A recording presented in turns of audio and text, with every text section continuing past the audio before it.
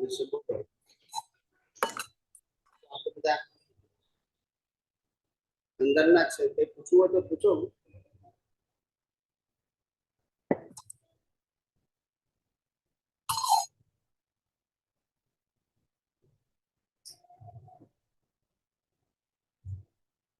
વિજ્ઞાન એકદમ સરળ, સહજ અને સુગમ છે.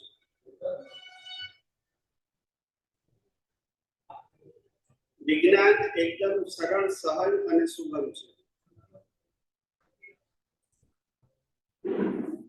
અને વિજ્ઞાન આ કાળમાં મળવું એ દુર્લભ છે. પણ તમને તમારા પુણ્યને કારણે સુલભ થયું છે. માટે આ અવતારમાં એક અવતાર આત્મા માટે કાઢી નાખો. આત્મા માટે કાઢવું એટલે આત્મા સિવાય બધી જ વસ્તુ કુદરતી રચના જોવી, એટલે આપણો એમાં માલિકી ભાવ, કર્તા ભાવ, ભોગતા ભાવ રહે. બસ આટલું. ને હું નિશ્ચય નિર્ણયથી કહેવા બસ એક અવતાર કાઢી નાખું. સમજાય છે? કારણ કે આ વિજ્ઞાનનો ઉપયોગ ન કરશો તો પણ જીવનમાં પરિણામ જે આવવાનું છે એ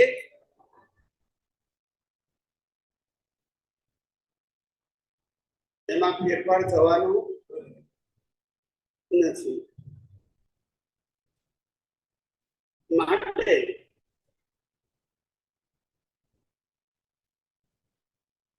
આ વિજ્ઞાનને સમજ કર્યા કરવું, સંજોગોમાં એનો ઉપયોગ કર્યા કરવું. ચૂકી જાય ફેરથી શરૂ કરો, ચૂકી જાય ફેરથી શરૂ કરો. અને અનુભવના માર્ગે ધીરે ધીરે આગળ વધ્યા. કોઈ સ્પીડની જરૂર નથી, આમાં ધીરજની જરૂર છે. અને આ કાળની અંદર આ વિજ્ઞાન હોવું એ જ મોટામાં મોટું આશ્ચર્ય છે. એ જ મોટામાં મોટું. આજે આપણા મહાત્મા કાવીઠાના મહાત્મા એ મણિકાકાએ એક મેસેજ મોકલાયો કે તમે વાંચજો અને સત્સંગમાં બોલજો અને ગ્રુપમાં મેસેજ તરીકે મુકાવડાવજો.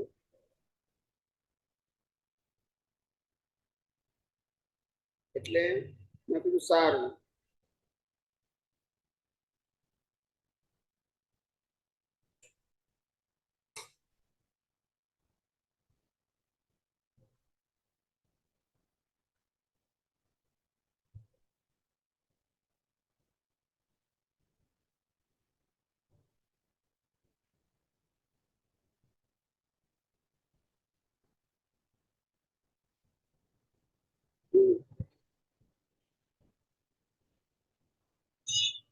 હમણાં નવી પુસ્તક બહાર પડી, નવી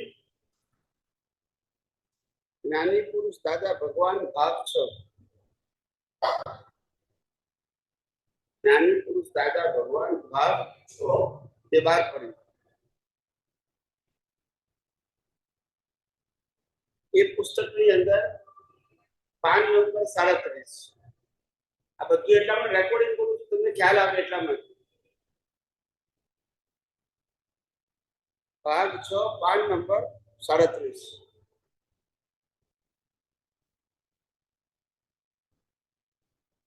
એની અંદર ઉપર ટાઇટલ લખ્યું છે માટે કહ્યું, માટે રહ્યું કેવળ દર્શન. એ ટાઇટલ છે. હવે વાંચું છું, આ ટાઇટલ વાંચું. માટે રહ્યું કેવળ દર્શન, આ ટાઇટલ છે. હવે વાંચું છું. એટલે કેવળ જ્ઞાન અમને છે નહીં. શું કીધું? એટલે કેવળ જ્ઞાન અમને છે નહીં, કેવળ દર્શન છે.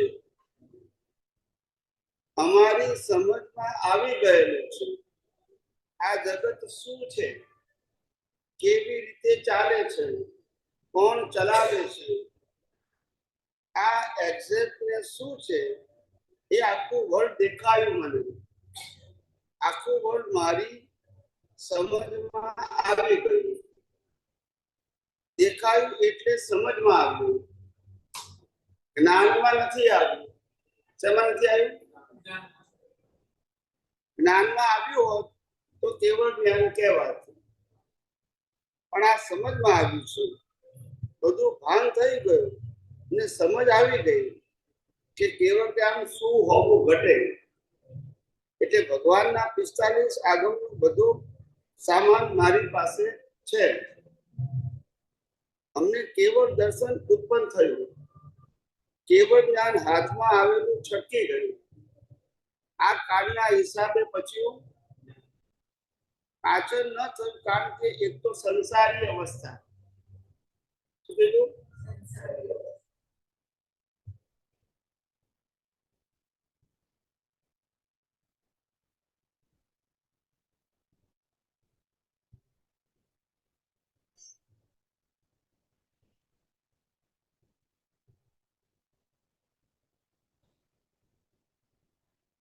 એટલે જ્ઞાની પુરુષ દાદા ભગવાને એમના માટે જ કહ્યું છે કે અમને કેવળ જ્ઞાન, કેવળ દર્શન સમજાય છે.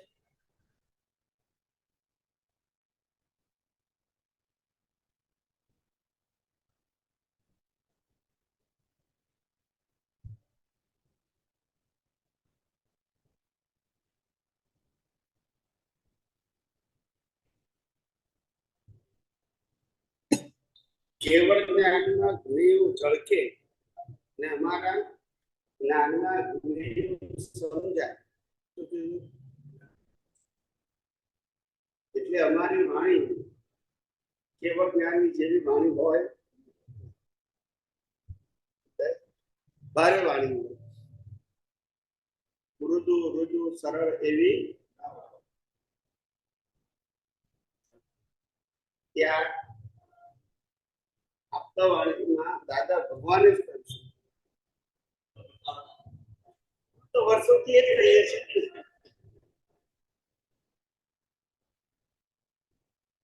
જ્ઞાની પુરુષ દાદા ભગવાને કહ્યું હોવા છતાં આજે એમની પરંપરાના લોકો પણ સ્વીકાર નથી કરતા. એમની વાત નહીં, મારી વાત નહીં. તોય કરે તો સારું ને. આ તો છાપનારા પોતે સ્વીકારતા નથી. શું કરીએ? છાપી તો નાખ્યું, પણ કોઈ પૂછે કે દાદા ભગવાને કેવળ જ્ઞાન નતું લખ્યું છે, તો ના, કેવળ જ્ઞાન જ હતું એમ. પછી શું કરે? પછી કેવળ દર્શન, કેવળ દર્શનમાં 4 માર્ગ. એટલે કેવળ દર્શન કરું, પણ કેવળ જ્ઞાનમાં, કેવળ દર્શનમાં 4 માર્ગ ઓછા. ના, સંકેતથી તો ઘણું ઉપર કહેવાય. કેવળ દર્શનમાં થોડુંક બાકી રહ્યું. એ થઈ ગયું હોત તો કેવળ જ્ઞાનનું નિષ્ફળ. એ 4 ડિગ્રી પતી ગઈ હોત તો પછી કેવળ જ્ઞાનનું, તો પછી એના પછી છેલ્લો અવતાર જ. પણ એ કેવળ દર્શન થયું નહીં, એટલે હવે કેટલા અવતાર થાય એનું ઠેકાણું. અજ્ઞાન હોય ત્યાં સુધી કર્મ બંધાયા છે, 1% હોય તો બંધાયા. અજ્ઞાન એટલે કેવળ દર્શન થયું નથી, તે સંપૂર્ણ થઈ જાય તો પછી અજ્ઞાન હોય, પછી કર્મ બંધાય, પછી પુરુષાર્થ ના બંધાય. પૂછો. આ તો આજે જ મને મોકલાવ્યું.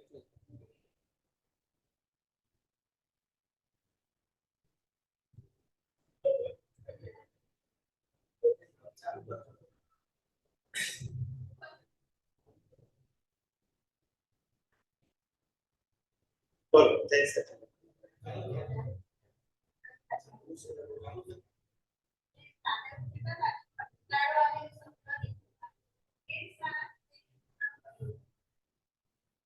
ના ઘણા લોકો કહે છે તમને જીવનમાંથી કંટાળો આવે છે, પણ એનું કહેવાનો મતલબ એવો છે કે તમે કંટાળો આવવાનો શબ્દ બોલો છો ને એટલે તમને જીવન જીવવું ભારે થઈ જાય છે. એવું ના બોલો. એના કરતા એમ કહું કે હું ઓબ્ઝર્વર છું, મારી મન વચન કાયાની ગમે તે અવસ્થાનું જોનાર જાણનાર છું. એટલે કંટાળો આવે શબ્દ અને જોનાર જાણનારો પાછું કેવું છે ઓપિનિયન વગરનું. કેવું? પછી કંટાળો આવે શબ્દ આવે ગમે એ પણ ના આવે, ના ગમે એ પણ ખ્યાલ આવે. નહીં તો તમને તમારા સંજોગો ભારે લાગે. કેવા લાગે? તમારા સંજોગ તમને ભારે લાગે. સમજાય?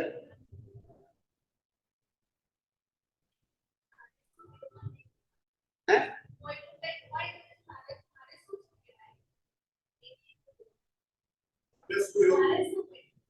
એક છે પણ એ બધા મેઇન વસ્તુ પાણી પરાગનું છે. એટલે આપણે શબ્દો ઉપર એવું કે મહત્વ આપવા માંગતા પણ આ તો મેં તમને મીડિંગ કીધું. બાકી વાણી બોલવી એ ક્યાં કોઈને આધીન છે? આ તો તમારે અંદર એવું નહીં માનવાનું એમ કે મને કંટાળો આવે છે ભલે બોલવું, અંદર માનવાનું એમ કે છે. બોલવું તો તમારા આધીન ક્યાં છે?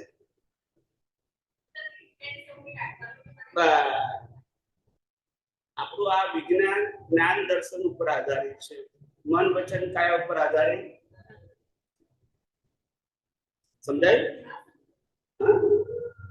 એટલે પછી બહુ શબ્દોને છૂટાછૂટ નહીં કરવાના. એ ભૂલ્યા હશે કોઈ પણ હશે, આપણે ભૂલી જવાનું. આપણે સાર પકડી લેવાનું કે અંતે દ્રષ્ટિમાં આપણને કોઈ પણ અવસ્થા બોજારૂપ, ભારરૂપ, બંધન કરતા લાગવી જોઈએ નહીં. કારણ કે કુદરતી રચના છે અને એમાં કોઈ ઓપિનિયનની જરૂર નથી. પ્રકૃતિ ભલે ઓપિનિયન આપે, નિકાલી પ્રકૃતિ પોતાના જ્ઞાન દર્શનમાં ઓપિનિયન નાખે.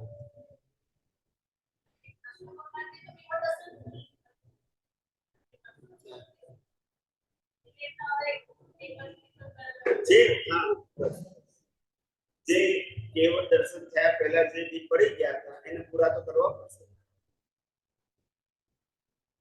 તે પૂરા કરી પછી કેવળ જ્ઞાન પામીને મોક્ષ જવાનું. તીર્થંકર થઈને મોક્ષ જવાનું.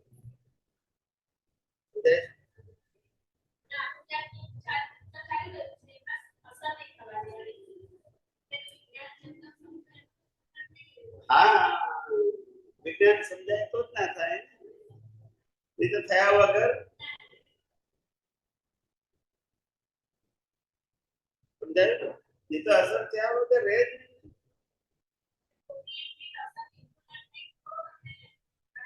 કેવળ દર્શન પણ એ તો ઘણી વાર છે, પણ જેટલું રહે, જેટલું રહેવાય એટલું તો રહેવાનું.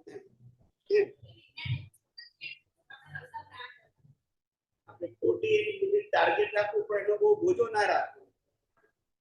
જેટલી મિનિટ કર્યું એટલું વાંચું, પાછું ચૂકાઈ ગયું, પાછું ફેરથી રાખવાનું, પાછું ચૂકાઈ ગયું, પાછું ફેરથી, એમ જ કરવાનું. બસ એટલે હું ટેન્શન નહીં લેવાનું.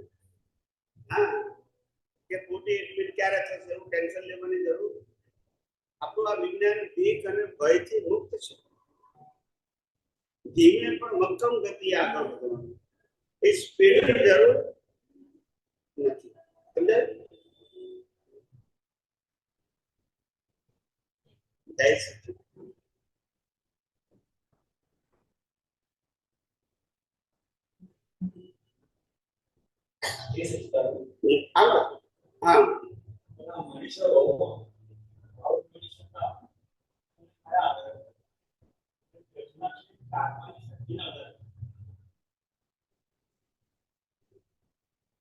કુદરતી રચના નથી. આત્મા એ બધામાં છે અને કુદરતી રચના એ બધાને લાગુ પડે છે. પ્રાણીને કુદરત રહેતા નહીં, ખરેખર નહીં. અને પ્રાણીમાં આત્મા ખરો નહીં, તો પછી ફેર શું કર્યું? એ જવાબ કરેક્ટ નથી.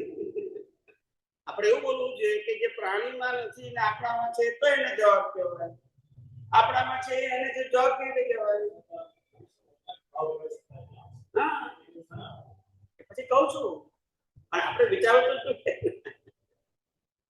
આપણો જવાબ એવો હોય કે જે પ્રાણીમાં નથી ને આપણી પાસે છે તો એને જવાબ કહેવાય. હા,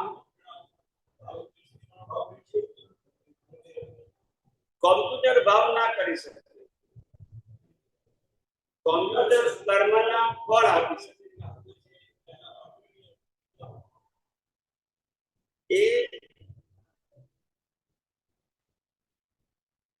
ભાવ સત્તા એ દરેક વ્યક્તિનું વ્યક્તિગત સોફ્ટવેર છે. એવું છે, એનું હાર્ડવેર કુદરત પાસેથી મળે છે અને એ કુદરતનું જે સોફ્ટવેર છે એ બધા માટે સરખું છે, જેને આપણે લો ઓફ નેચર કહીએ છીએ. પણ દરેકનું જેવું સોફ્ટવેર છે એવું કુદરતનું સોફ્ટવેર એનું રિઝલ્ટ હાર્ડવેરમાં કન્વર્ટ કરે છે. ચારે ગતિ એ જ આપે છે, હાર્ડવેર બધું જે આપે અને એનું સોફ્ટવેર બધા માટે એક જ સરખું છે. પણ તમારું વ્યક્તિગત સોફ્ટવેર જેવું છે એવું તમને કુદરત હાર્ડવેર કુદરતનું જ આપશે. ખ્યાલ આવ્યો? પણ તમારા સોફ્ટવેર પ્રમાણે આપશે. તમારું સોફ્ટવેર જેવું હશે એવા મા બાપે આપશે, ભાઈ બહેન આપશે, ઘર કુટુંબ પરિવાર બધું જે આપશે. બધાના સોફ્ટવેર અલગ અલગ છે એટલે બધાના હાર્ડવેર પણ કેવા છે? અલગ અલગ. ચાલો હવે મનુષ્ય પાસે કેમ ભાવ કરવાની સત્તા છે? આ તમારો મૂળ પ્રશ્ન. તો કે છે કે મનુષ્ય એકલા પાસે સ્વતંત્ર બુદ્ધિ છે. શું છે? બીજા કોઈની પાસે નર્કના જીવો પાસેની, દેવો પાસેની અને પ્રાણીઓ પાસે, ખાલી મનુષ્ય. આ તમારે સાયન્સ સમજવું હોય તો સાયન્સ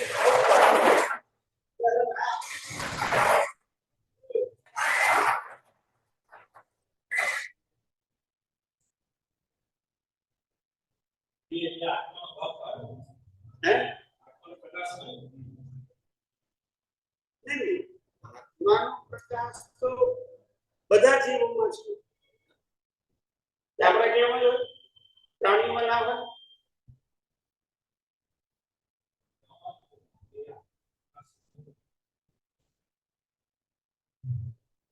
એવું નહીં, આત્માનો પ્રકાશ તો બધાયમાં છે, બધા જીવોમાં છે આત્માનો. આત્મા વગર તો અસ્તિત્વ કઈ રીતે હોય? એટલે જીવ કહેવાય એટલે જળ કહેવાય.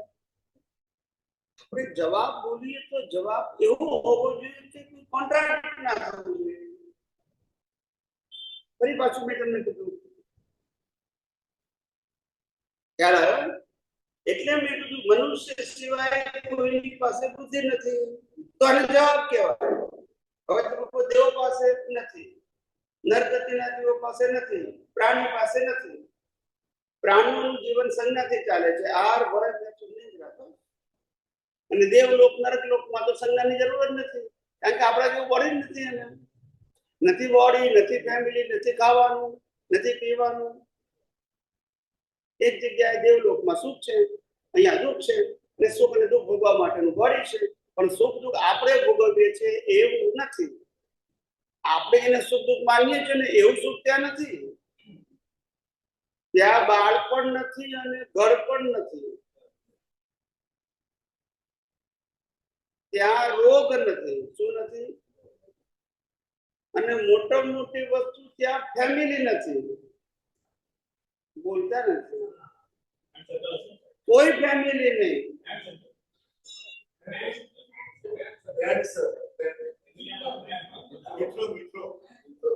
ફ્રેન્ડ સર્કલ એવું ત્યાં ના હોય.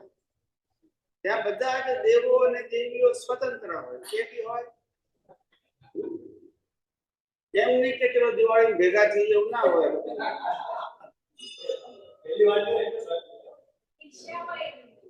કશું ના હોય. તો ટીવીમાં બતાવે એવું બધું હોય. દેવોનું લાઈફ ટોટલી એની ડ્યુટી હોય. શું છે? ફરજ. બીજું કઈ નથી.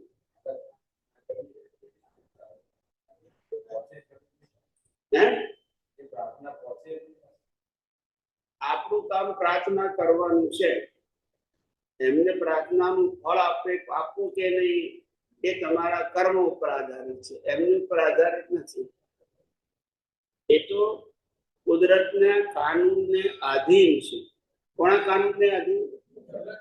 એટલે કુદરતના કાનૂન પ્રમાણે તમને ફળ મળવાનું હોય અને એમાં એ નિમિત્ત હોય તો એને આપવું જ પડે. એની પસંદગી નથી આપવું કે ના આપવું. સમજી ગયા? દેવો પણ કાનૂનને આધીન છે. એની મરજીથી દેવી શકે. એને બોડી જેવું આપ્યું છે કે ડ્યુટી ફરજ બજાવવાની.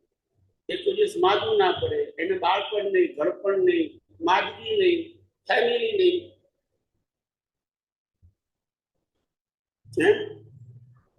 કશું ના. એ લોકો લોહી ના હોય. સ્મેલ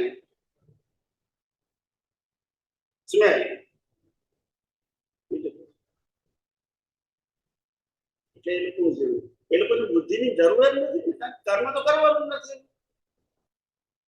દેવલોકના જીવો, નરકલોકના જીવો, પશુઓના જીવોને કર્મ કરવાનું નથી. બુદ્ધિ ક્યાં જરૂર પડે?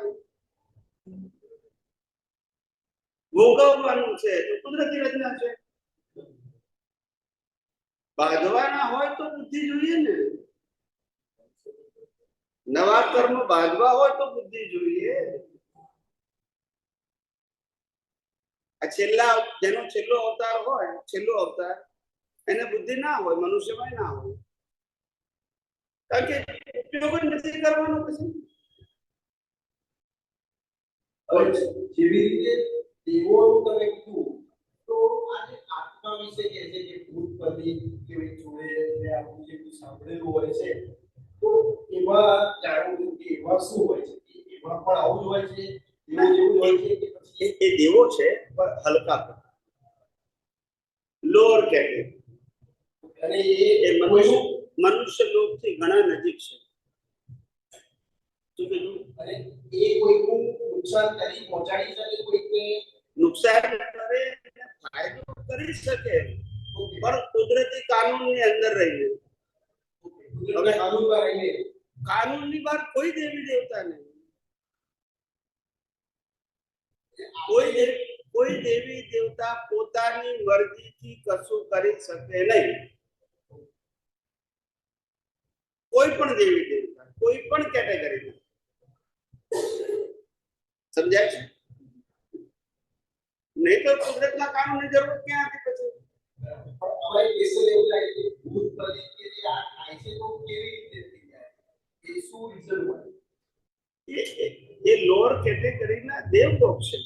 પણ એ કઈ રીતે ત્યાં જાય? બધા કે અપુલન જેસી એક્શન થઈ ગયું હોય કે કોઈ આપઘાત કર્યો હોય તો આવું એ દેવગતિમાં ના જાય. એક્શન વાળો એને પ્રેત આત્મા કહેવાય. એને દેવ ના કહેવાય. તમે જે બોલ્યા ભૂત પિતા દાખલ બોલ્યા તે દેવ કહેવાય. તમે જે બોલો એનો હું જવાબ આપું ને. તમારા મગજમાં છે એનો જવાબ નથી આપતો. તમે પૂછો એનો જવાબ આપો. તમે હમણાં બોલ્યા કે કોઈ એક્શન થાય તો એને પ્રેત આત્મા કહેવાય. એ દેવગતિમાં ના કહેવાય. એ અહીંયા ભટકે થોડા સમય માટે. એને અવગતિઓ જીવ કહેવાય. એને હજુ 4 માંથી એક ગતિ મળી અને પેલા લોકો ભૂત પ્રેત વધારે તો દેવ ગતિ છે. હવે ખ્યાલ આવે? એને ગતિ મળેલી છે, અવગતિ નથી. એટલે દરેક શબ્દોના મિનિંગ સમજવાના, એમને એમ નહીં બોલાય આપણે. એ પ્રેત કહેવાય. એનું આયુષ્ય બહુ ટૂંકું હોય, મહિનો હોય, 2 મહિના હોય, 4 મહિના, 6 મહિના, વર્ષ બહુ થઈ જાય, લાંબુ ના હોય. એક રેગ્યુલર લાઈફ નથી એની. ના,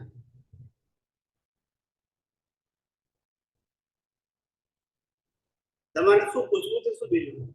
બસ એટલે આના વિશે જાણવું કે પ્રેત હોય છે તો શું હોય કે કોઈ દેખાય પણ થોડું ફીલ થાય શું થાય થાય આવું સાંભળેલું છે કે ઉપર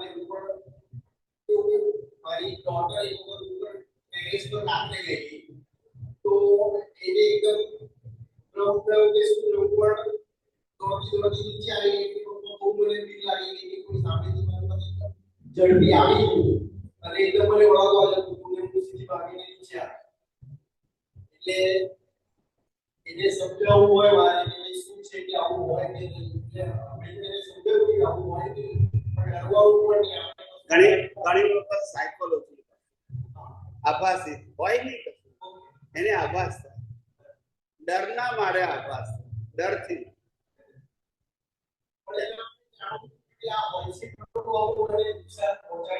હોય છે ખરું. નુકસાન પહોંચાડે, ફાયદો કરે, પણ કુદરતી કાનૂનની અંદર એની મરજીથી એમ કહું છું. એટલે જ હું બધા દેવો ઓન ડ્યુટી છે, કુદરતની ડ્યુટીમાં છે.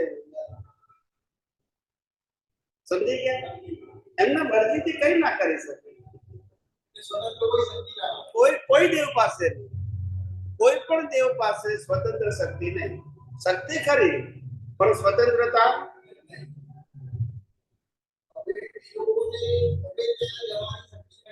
જઈ શકે.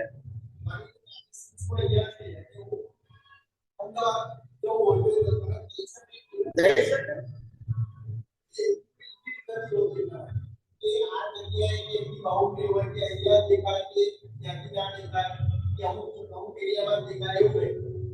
જેનો હિસાબ હોય એને દેખાય, વધારે ના દેખાય. થાય ને, જેને દેખાય એને થાય. પણ એ તો રૂપ બધું બદલી શકે, નાનું મોટું થઈ શકે. કપડા વ્હાઈટ કપડામાં બી નાનું મોટું હોય તો મોટું થઈ જાય. એ પાછું પ્રેત આવે. અને આવું ઘણું સાંભળેલું છે, વાંચેલું છે. બધા મોટાઓ વાત કરતા હોય તો આપણે એવા ટીપમાં ખબર નથી કે એવું જેવી વાત થઈ તો સાથે આત્મા પ્રેત એ પણ કઈ કેટેગરીમાં આવે. અરે એનું પણ શું હોય છે? એ પણ તો દેવ વગરના હોય છે. હા, પણ દેવોને દેવ વગરના ના કહેવાય. દેવોને દેવ વગરના ના કહેવાય.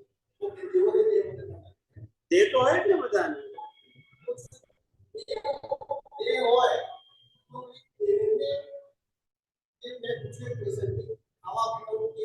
ના, કારણ કે એનું બોડી કેવું હોય ને, વેક્સનું બનેલું છે. આપણે એવું નથી, હાડકાનું બનેલું નથી.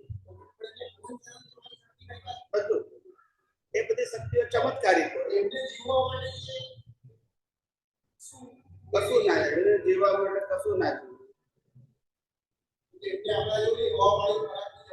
બિલકુલ નહીં, બિલકુલ નહીં. આપણા જેવું બોડી જ નથી. કહું છું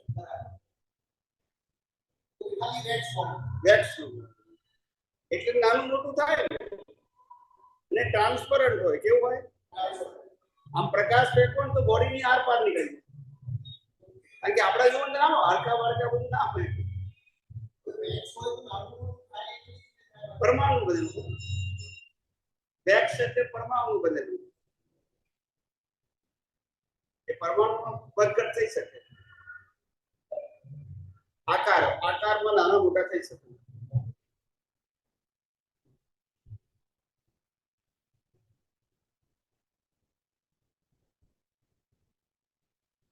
પણ ડરવાની જરૂર નહીં. હિસાબ ના હોય તો કઈ જ ના થાય. કુદરતના કાનૂનની બહાર કોઈ વ્યક્તિ કશું કરવા માટે સામર્થ્ય ધરાવતી નથી, શક્તિશાળી હોવા છતાં. એટલે એવું ડરવાની જરૂર નહીંતર આ દુનિયા ચાલે જ નહીં ને સાહેબ. કોઈ શક્તિ વાળો હોય તો પૂનમ ને અમાસ કરી નાખે ને અમાસ ને પૂનમ કરી નાખે, એવું કોઈનું ચાલે? મારા મમ્મી એવું કહે કે આવું કશું દેખાય તો બોલાવે તો આપણે જવાનું નહીં કે બોલવાનું નહીં કશું. તો એની પાછળનો લોજિક શું હોય કે બોલાવે એટલે કોઈ ત્યાં જવાનું નહીં અને ત્યાં નીકળી જવું પાછળ નહીં બોલવું. તો આ બધા લોજિક પાછળ શું લોજિક હોય? કશું નહીં. પછી બોલાવે કોઈ જાય તો સપોઝ એટલે એ આપણને આ બધી લૌકિક વાતો છે. લૌકિક વાત હોય ને બરોબર છે? એ બોલે છે તમને સંભળાતું બહુ મોટો કરે. એને શું ચાલે છે ના પણ પહેલા ધીમું હતું, હવે મોટો થયો. એટલે તમે બોલો છો ને અવાજ આવે છે પણ શબ્દ નથી સમજતા. અવાજ તો આવે છે. આમાં ખાલી એવું સમજવાનું હતું કે આવું કંઈક વસ્તુ જે હોય તો એ આપણને બોલાવે કે નજીક આવે કે કંઈક એવું છે કે આવું એવું કશું કે તો આપણે જઈએ તો શું થાય, જવાય કે ના જવાય કે શું થાય? જે રીતનો હિસાબ હોય એવો થાય. પણ એ હિસાબ કેવો છે આપણે ખબર પડી જાણવું હોય એ ઉકલે ત્યારે ખબર પડે. ઓકે ઉકલે આગળ કેમ નહીં ખબર પડે? પછી આવું બી સાંભળેલું છે કે શરીરમાં પ્રવેશી જાય અને પછી આપણા આત્મા પર કબજો કરી લે, પછી એ રીતે કરાવે એ આપણે કરવું પડે. એ પ્રેત કહેવાય. ઓકે એ બધું હોય છે ખરું? આવું થાય છે એટલે દેવ નહીં, પ્રેત. ઓકે અને આવું અત્યારના ટાઈમમાં મેં ઓછું સાંભળ્યું છે પણ અમારે જ્યારે નાના હતા ત્યારે આ બધું સાંભળેલું કે આની બાજુ હું જોયું પણ ખરું આવું કે આવું થાય એટલે પ્રેત વળગે, દેવ વળગે નહીં. ઓકે પ્રકાશ એ તમને ઓકે દર્શન આપે. વળગે પ્રેતને ભૂખ લાગે, તરસ લાગે, થાક લાગે, ઊંઘ લાગે, બધું લાગે. દેવને ના લાગે. આ બધા તમને સિદ્ધાંત કહું છું. આ બેમાં ડિફરન્સ શું છે? દેવલોક એ ગતિ છે, પ્રેત એ ગતિ નથી. આ તમને કોઈ પૂછે ને તમે જવાબ આપી શકો ડિફરન્સ શું આપી શકો કે તફાવત શું છે? દેવ ને પ્રેતમાં તફાવત શું છે એની હું વાત કરું છું. ત્યારે પ્રેતને આકાર ના હોય, દેવને આકાર હોય. બરાબર પહેલા પ્રેત તમે કહો છો પ્રમાણે ભૂખ તરસ ઊંઘ બધું લાગે. બરાબર એટલે બધું માંગી પડે એ જેના શરીરમાં પ્રવેશે છે એ જે ખાય એને અસર થાય. વાત નથી. અને આવું સાંભળેલું છે કે આવું કરે કે એની પર કબજો કરીને પછી એની જે એ પેલા શરીર દ્વારા કરાવડાવે કે મારે આ જોઈએ મને આ લાવો. હા ખરા, પણ એ હિસાબની બહાર ના થાય. એટલી બધી હિસાબો હોય તો બધા નહીં, દેવોનું હોય તો પછી એને ના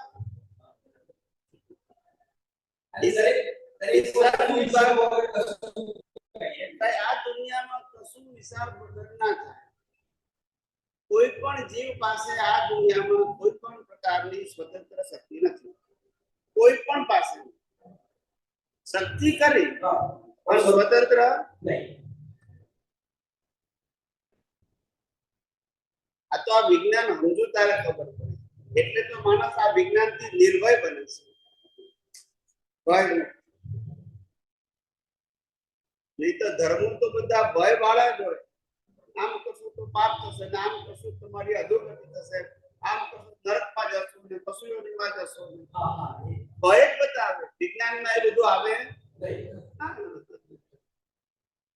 એ ખાલી ભય મારે હોય છે બાકી એવું ઓરિજિનલ કશું હોતું નથી. હોતું નથી પણ એવું જ ભણાવવામાં આવે. ભણાવવામાં જેવું આવે. કે આમ થશે તો આમ કરશો તો આમ થશે, આમ કરશો તો આમ થશે. ભયથી જ લોકો ધર્મ પાળે છે. શું કીધું? ભય ના હોય તો ધર્મ પાળે જ નહીં. સમજાયું? ભય આ દુનિયામાં ભય ના હોય ને તો કોઈ ધર્મ પાળે જ નહીં. ક્યાં તો પુણ્યના કારણે પાળે છે અને ક્યાં તો પાપના ડરથી પાળે છે. કે આત્મા માટે ધર્મ પાળતા નથી, ભૌતિક માટે. શું કીધું? ના પાડી.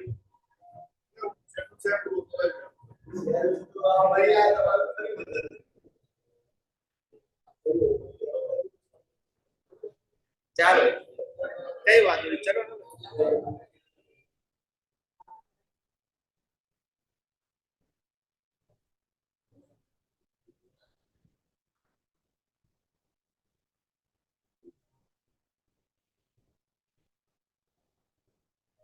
બોલો, પૂછો.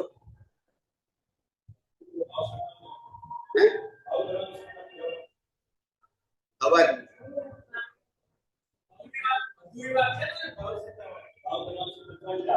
હા એ કીધું ને, બુદ્ધિના કારણે ભાવ સત્તા છે. બુદ્ધિ ના હોય તો ભાવ કેવી રીતે બને?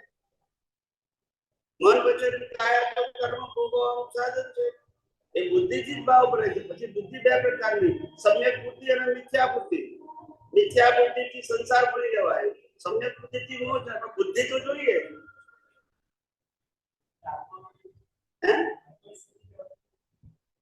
આત્માની શક્તિ ના કહેવાય, આત્માની હાજરીથી ઉત્પન્ન થયેલી શક્તિ.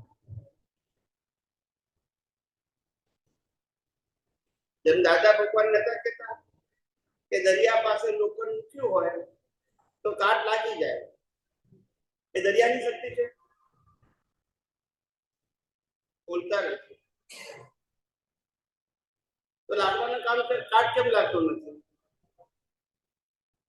માણસને કાટ કેમ લાગતો નથી? સોનાને કાટ કેમ લાગતો નથી? એની શક્તિ તો બધાને લગાવે.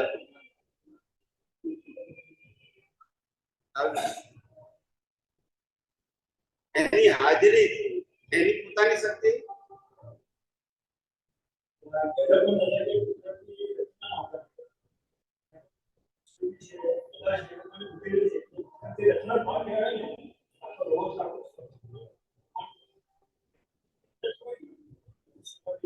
કુદરતી રચના તો કહીએ છીએ આપણે કુદરતી રચના કહીએ છીએ.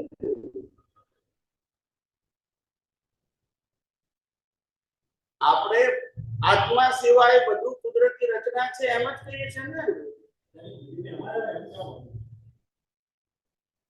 શું એમાં આવે?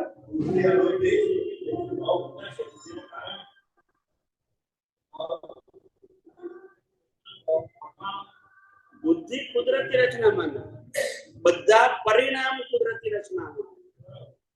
પરિણામ પુરુષાર્થ કુદરતી રચનામાં તો પુરુષાર્થની જરૂર ક્યાં છે? તો પછી પ્રારબ્ધ ને પુરુષાર્થ બે શબ્દ બોલવાની જરૂર ક્યાં છે? બધું કુદરતી રચના. પછી ભાગ પાડવાની ક્યાં જરૂર છે?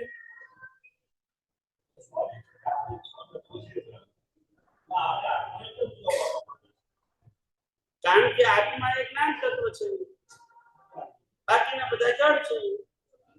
બાકીના પાંચમાંથી એકમાં જ્ઞાન નથી. જ્ઞાન વગર શું કરવાનું?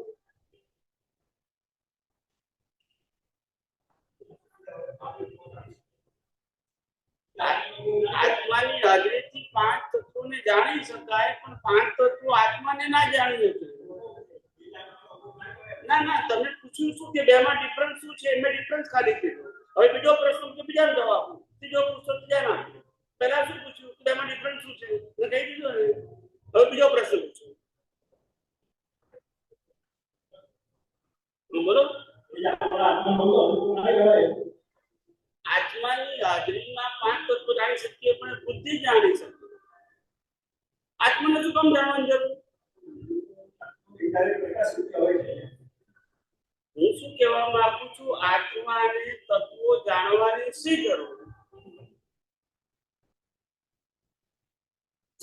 જરૂર શી એમ પૂછું છું. તમે જવાબ આપો સામે કારણ જોઈએ કે નહીં?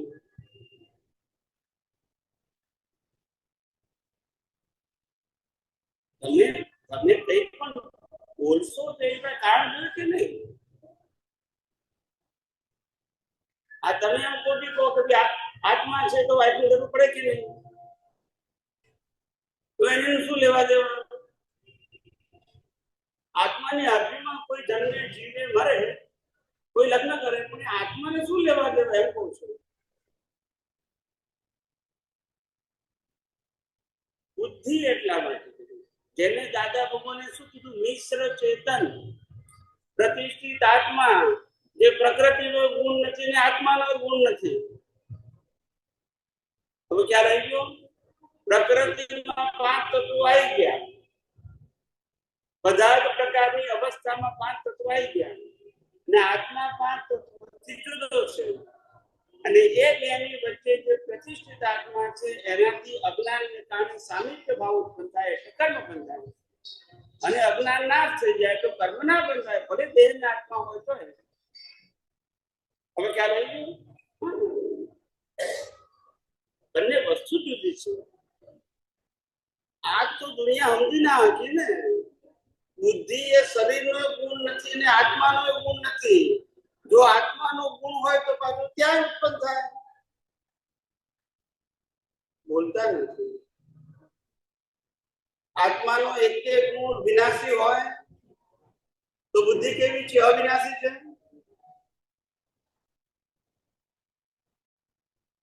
બુદ્ધિ કેવી છે? અવિનાશી છે.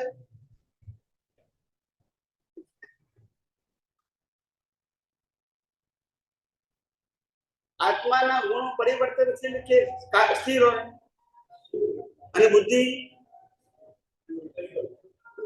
આટલો ડિફરન્સ પડ્યો ને? હવે ડિફરન્સ પડ્યો ને, માટે આત્માનું ના હોય નક્કી થઈ ગયું.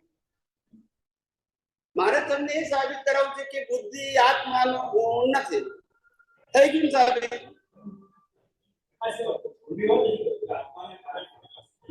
એ તો મેં કીધું કે આત્માની હાજરી ઉત્પન્ન થાય તો ક્યારનો કહું છું. હાજરીથી આત્માનો ગુણ નહીં, હાજરીથી. અને મેં એટલા માટે તો કીધું કે દરિયાની હાજરીથી લોખંડને કાટ લાગે, દરિયાનો ગુણ નહીં. હવે ક્યાં રહી ગયો? હાજરીથી એક કાટ લગાડે તો બધાને લગાડે, પિત્તળને લગાડે ને સોનાને લગાડે, પણ લાગે આ સમજવાનું છે. એનો ગુણ નથી છતાં એની હાજરીથી થાય. આ સૂર્યનારાયણની હાજરીથી આખી દુનિયા ચાલે છે, છતાં સૂર્યનારાયણ દુનિયા ચલાવતા, પણ એની હાજરી ના હોય તો ચાલે. પણ આ સમજવાનું, આ સમજવાનું. એ ચલાવે તો પછી એ જવાબદાર થાય. એટલે વિજ્ઞાનમાં એક એક શબ્દ બોલવા બહુ સમજીને બોલવા પડે. શાસ્ત્ર જ્ઞાનની જેમ ગોળ ગોળ ના ચાલે કે ભાઈ આમાં લખ્યું છે એવું ના ચાલે. તમારે પછી જવાબ આપવો પડે. આ વિજ્ઞાન છે, સિદ્ધાંત છે, એમાં કશું ગોળ ગોળ. કોઈ પણ વ્યક્તિ તમને પૂછી શકે જ્યારે તમે બોલો તો તમારે જવાબ આપવો પડે. એનું નામ તો વિજ્ઞાન કહેવાય. મિત્ર બાકી બધો વ્યવહાર, સામાજિક અને ધાર્મિક એ બંને વ્યવહાર જ કહેવાય. એ વિજ્ઞાન નથી. વ્યવહારના 2 ભાગ, સામાજિક અને ધાર્મિક. અને આ બંને નથી તો આધ્યાત્મિક. આધ્યાત્મિક એટલે સનાતન છે, એટલે સામાજિક ધાર્મિક એટલે વ્યૂ પોઈન્ટ. દરેક વસ્તુમાં સિદ્ધાંત મૂકવા પડે તો વિજ્ઞાન કહેવાય. એટલે સ્વામીજીમાં એવું કહેવાય કે આત્માની હાજરીથી ઉભો થતો વિશેષ ભાગ એટલે આત્માની હાજરીથી પણ આત્મા આત્મા સીધો જવાબદાર નહીં. જવાબદાર નહીં. ના, એની હાજરી વિશેષતા ઉભો થયો એ વૃત્તિ જ કહેવાય. આપણે એના માટે જવાબદાર નહીં. જવાબદાર નહીં. બસ સૂર્યનારાયણથી આખી દુનિયા ચાલ્યા કરે છે. સૂર્યનારાયણ જવાબદાર નહીં. સૂર્યનારાયણના પ્રકાશની હાજરીમાં એક વ્યક્તિ બીજા વ્યક્તિનું ખિસ્સું કાપે પણ તોય સૂર્યનારાયણ જવાબદાર નહીં. ભલે પ્રકાશ વગર ખિસ્સું ના કાપી શકે પણ પ્રકાશથી કાપ્યું એટલે એની જવાબદારી. એમ પ્રિન્સિપલ સમજો, જવાબદારી નહીં, હાજરી કરી. ખ્યાલ આવ્યો? આવું છે. એટલે સામાજિક અને ધાર્મિક વાતોમાં જવાબદારી એકબીજાને પૂરક હોય. આધ્યાત્મમાં બિલકુલ જવાબદાર નથી. એટલે તો આપણે વિજ્ઞાનમાં શું કીધું? અવસ્થા માત્ર કુદરતી રચના જુઓ, એનું નામ જ પ્રતિક્રમણ. એટલે તમારી જવાબદારી રહી પણ મેં કર્યું એને કર્યું તો જવાબદારી ઊભી.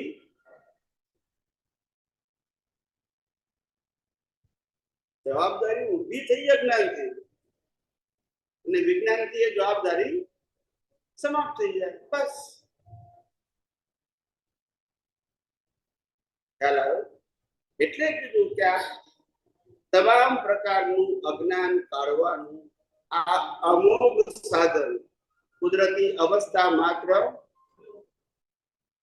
બધી જ અવસ્થા, પછી આ કે તે એવું આવે નહીં. આત્મા સિવાયની બધી જ અવસ્થા કુદરતી રચના.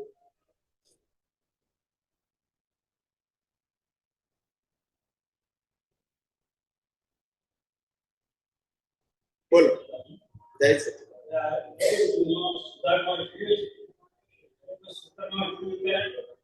શુદ્ધાત્મા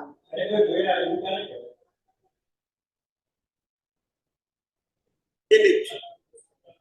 દિલીપ છે. દિલીપ છે.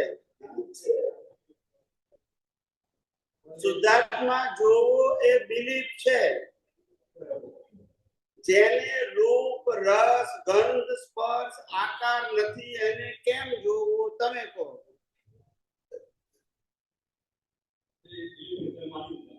બસ તો પછી બીજું શું? બસ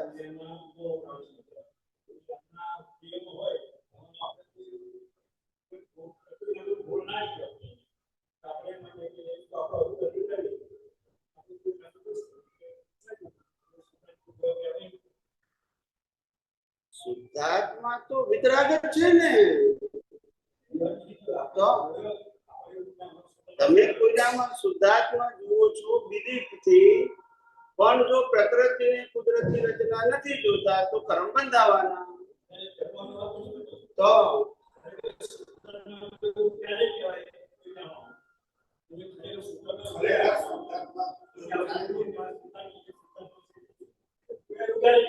સામે વાળાની પ્રકૃતિને અને પોતાની પ્રકૃતિને કુદરતી રચના સંપૂર્ણ જોવે તો એ શુદ્ધાત્મા છે.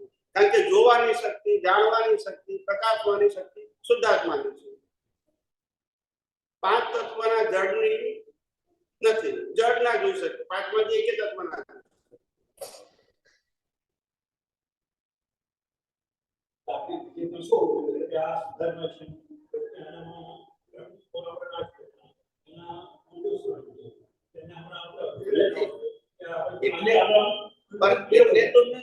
દિલીપ સિવાય કશું નથી.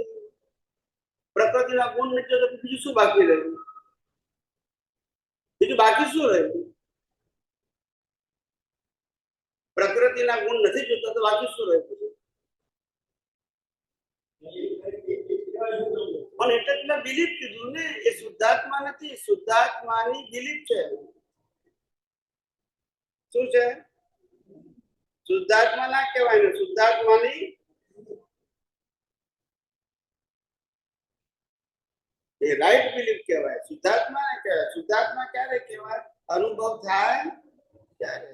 અત્યારે તમારી બિલીફમાં છે કે આ અવસ્થા માત્ર કુદરતી રચના છે. એ કુદરતી રચના આત્માના પ્રકાશમાં પ્રતિષ્ઠિત આત્મા જુએ જાણે છે. બસ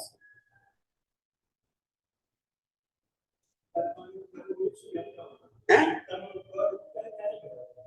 મેં કીધું ને જે છેલ્લા અવતારમાં જ અનુભવ થાય આત્માનો તે પહેલા ક્યારે થતો નથી. આ બધી વાતો આપણે અનેક વખત કરી ચૂકેલા છે. કોઈ પણ જીવને આત્માની અનુભૂતિ લાસ્ટ બર્થ પહેલા થતી નથી અને થાય છે એવું માને છે એ એની બિલીફ છે. બિલીફમાં માનવાનો કોઈને પણ અધિકાર છે. ચાલો આત્માનો અનુભવ જ્યારે પણ જેને પણ થાય ત્યારે અપૂર્ણ ના થાય. ચાલ આવી ગયો. ત્યારે પણ અને જેને પણ થાય એ ક્યારે અપૂર્ણ અને આત્માનો અનુભવ ત્યારે જ થાય અજ્ઞાન ઝીરો થઈ ગયું હોય ત્યારે.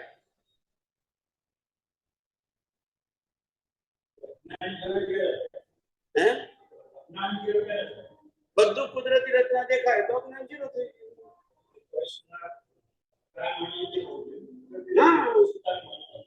બાકી બધું કુદરતી રચના. પછી બિલીફની ક્યાં જરૂર છે? ઓપિનિયનની ક્યાં જરૂર છે? ભાવની ક્યાં જરૂર છે? પછી ભાવની ક્યાં જરૂર છે?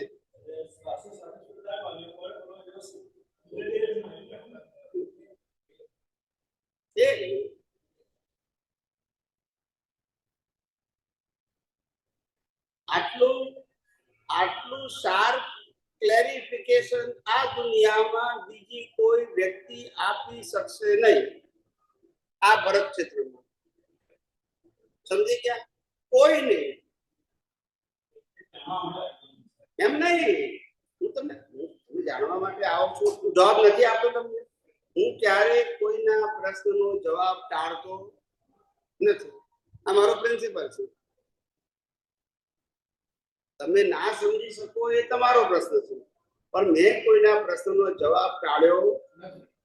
એ મારી પ્રકૃતિમાં જ લાવ્યો નથી. હું જે જવાબ આપું છું. બાકી બીજા કોઈ તમે પ્રશ્ન પૂછો તો કે તમારી જરૂર નથી. બસ દાદા કર્યા કરો. આ તો 5 આજ્ઞા મારો બસ આ જવાબ. ત્યાં વાર્તા પૂરી થઈ ગઈ. જવાબ જ નહીં આપે. તમે જજો ને દુનિયામાં નહીં જવાબ આપે તમે.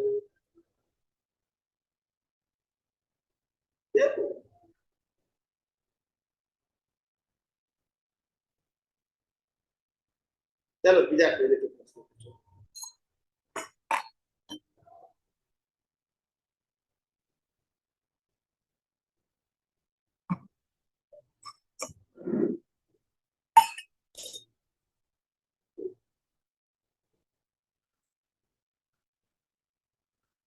પૂછો કઈ પૂછો. જો 20-25 મિનિટ છે. 9 વાગે ક્લોઝ કરી દઈશું. કારણ કે આ અવાજ બહુ છે.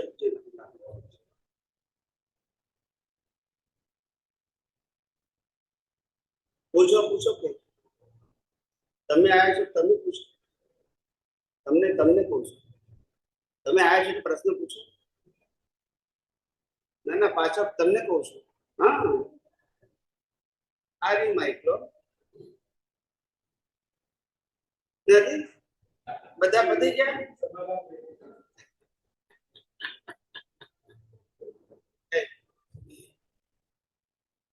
બેસ જય સચિદાનંદ.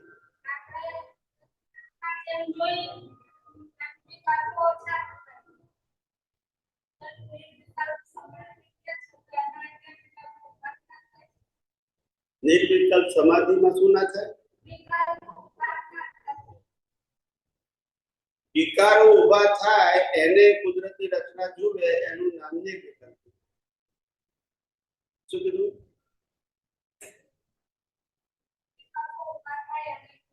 વિકારો પણ ઉભા થાય પ્રકૃતિને એને પણ કુદરતી રચના જુએ એનું નામ નિર્વિકલ્પ. સમજી ગયા કે ના સમજ્યા? હા તમે તો વિકારોની વાત કરો છો, પણ છેલ્લા અવતારમાં લોકોને 100 છોકરા થયેલા છે. ઋષભદેવ ભગવાનને 102 પુત્ર હતા. વિકારની ક્યાં વાત કરો છો? પુત્ર જ હતા એમને. તોય મોક્ષે કે પણ કુદરતી રહેશે. હવે ખ્યાલ આવી ગયો?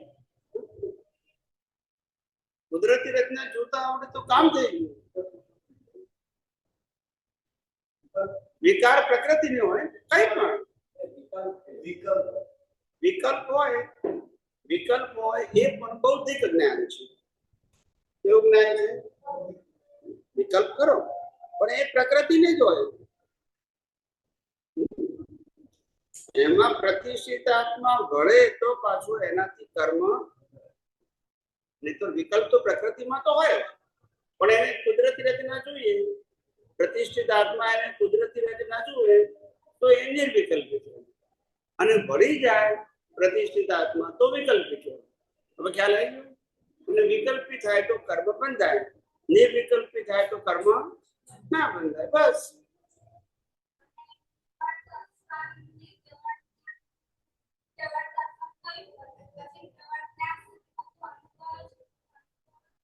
પછી પુરુષાર્થ ના હોય. કેવળ દર્શન પછી પુરુષાર્થ હોય નહીં. બિલકુલ ના.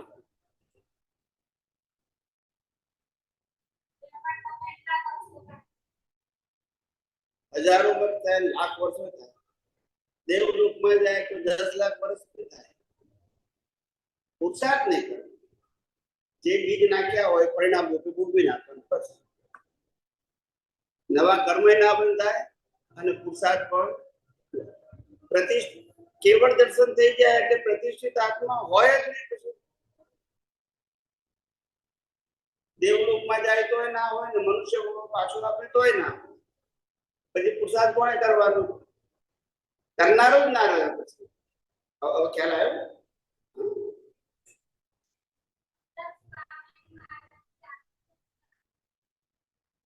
એટલે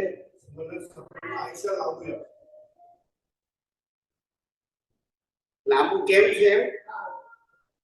ત્યાં તો બધાના આયુષ્ય લાંબા હોય છે કે ખાલી એમને એકલાનું નથી કહેતી. એક ક્ષેત્રમાં બધાના આયુષ્ય લાંબા જ હોય છે, એમને એકલાનું નહીં. સમજાયું? એમ અહીંયા બી એવા મોટા આયુષ્ય હતા. જયારે સતયુગની શરૂઆત થઈ ત્યારે મોટા આયુષ્ય વાળા ધીમે ધીમે ઘટતા હજુ નાના થશે. આયુષ્ય 15 વર્ષ 12 વર્ષના થઈ જશે.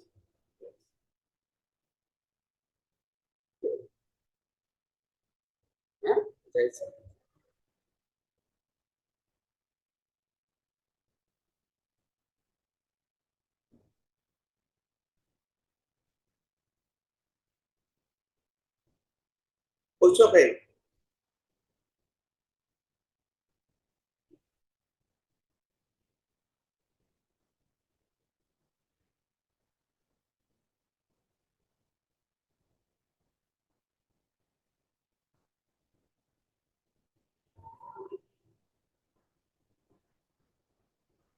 પૂછો કઈ? પૂછો.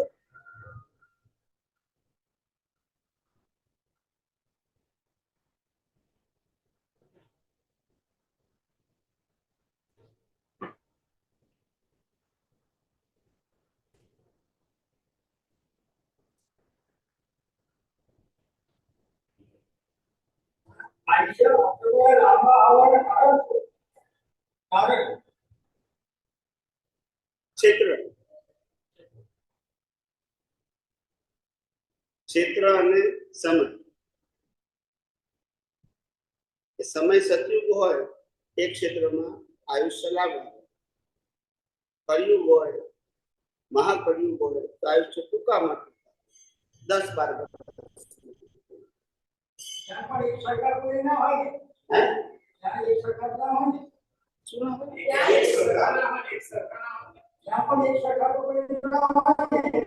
એક સરખા આયુષ્ય ના હોય તો બધાની ઉંમર તો વધારે જ હોય.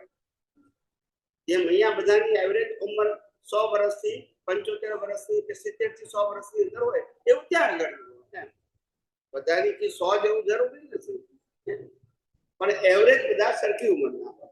એવરેજ કે સિમંદર સ્વામીની સ્પેશિયલ આયુષ્ય લાભ નથી. એક ક્ષેત્રમાં બધાના આયુષ્ય.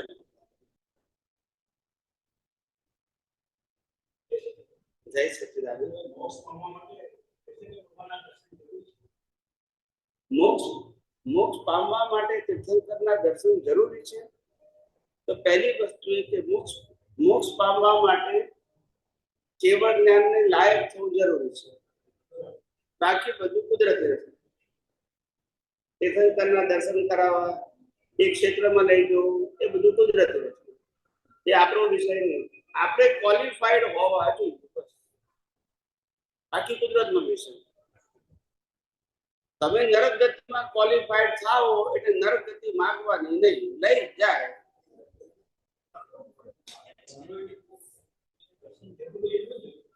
હું શું કહું છું પણ એ કુદરતના કાનૂનમાં ગયું. તમે કેવળ જ્ઞાન માટે ક્વોલિફાઈડ છો તો કેવળ જ્ઞાન પ્રાપ્ત કરવા માટેના બધા સંજોગો કુદરતને આપવા પડે. પછી કઈ વાત, પછી સચિવ હોય, તીર્થંકર હોય, જે હોય તે.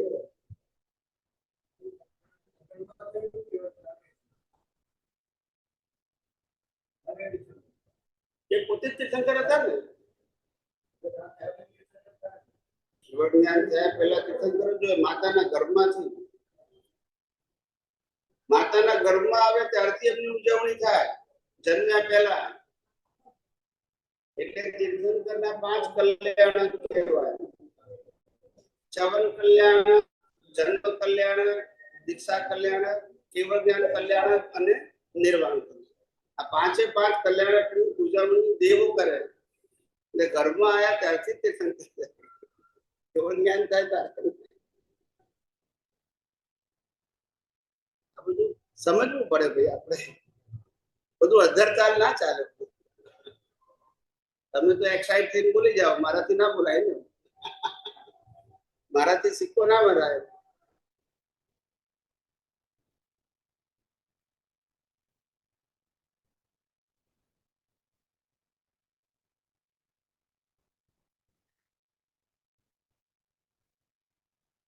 બોલો બોલો, પૂછો. તમે પૂછો ને ભાઈ, તમને કહું છું. હા, કામનું હોય પૂછો. ભૂત પ્રેત ને આ બહુ કામનું છે. જ્યાં જવું નહીં ત્યાં.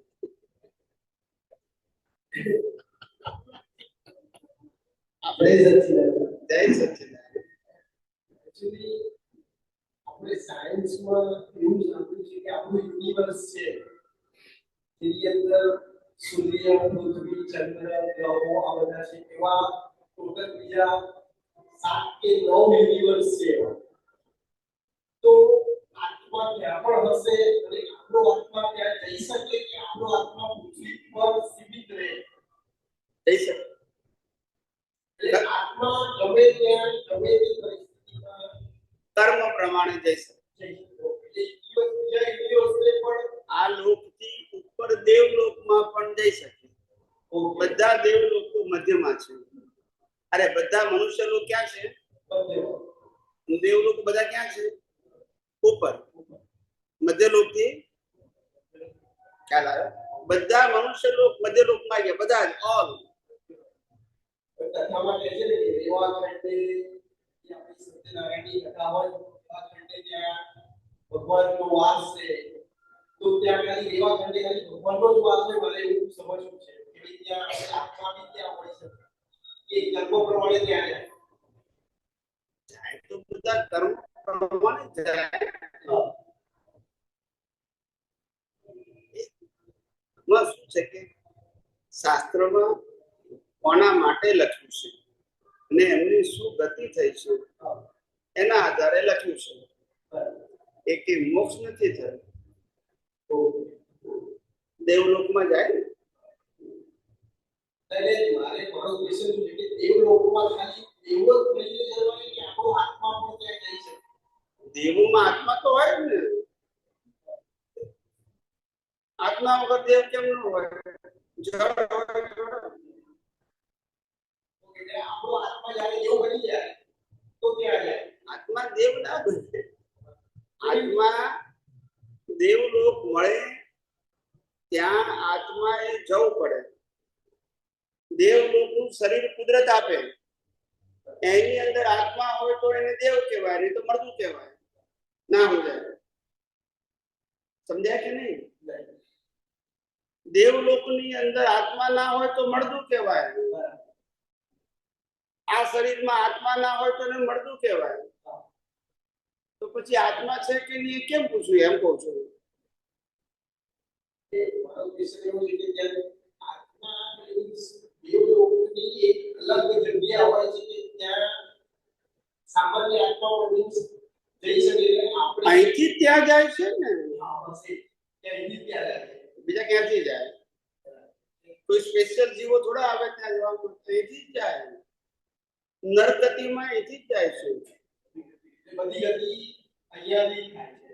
મનુષ્ય ભવમાંથી ચારે ગતિમાં જવાનો માર્ગ ખુલ્લો થાય, અને મોક્ષે જવાનો માર્ગ પણ મનુષ્ય ગતિમાંથી જ ખુલ્લો થાય.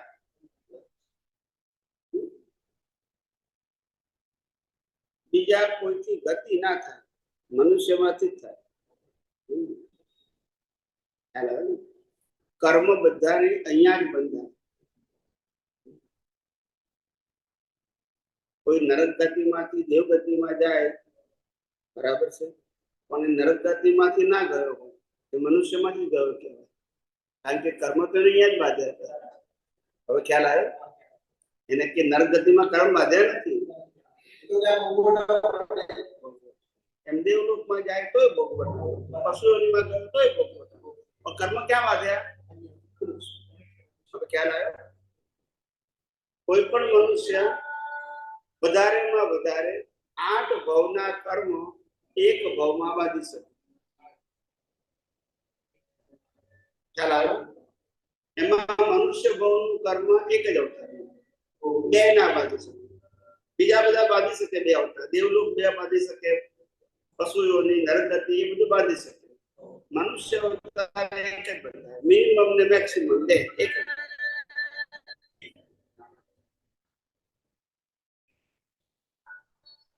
ખ્યાલ આવ્યો?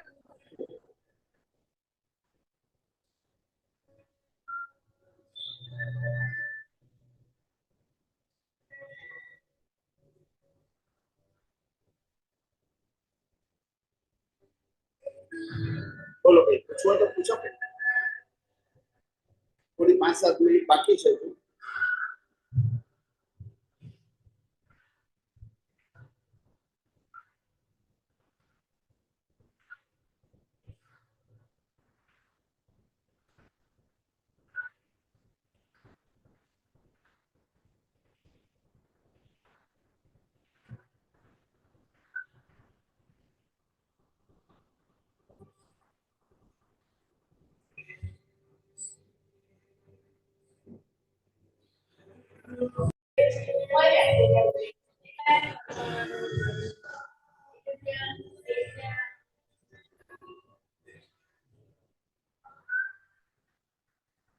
પાણી પીએ એ જીવ, હવા લઈએ તે જીવ, વનસ્પતિ કહીએ તે જીવ, આ લોહી બનવું છે તે જીવ.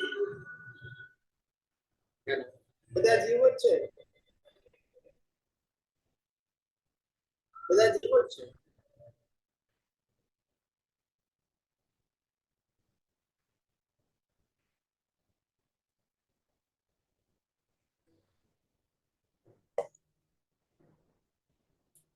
બોલો, કોઈને પૂછવું છે? એટલે આપણે પ્રાર્થનામાં લઈ દઈએ. પછી આજે અવાજ બહુ આવે છે ને પછી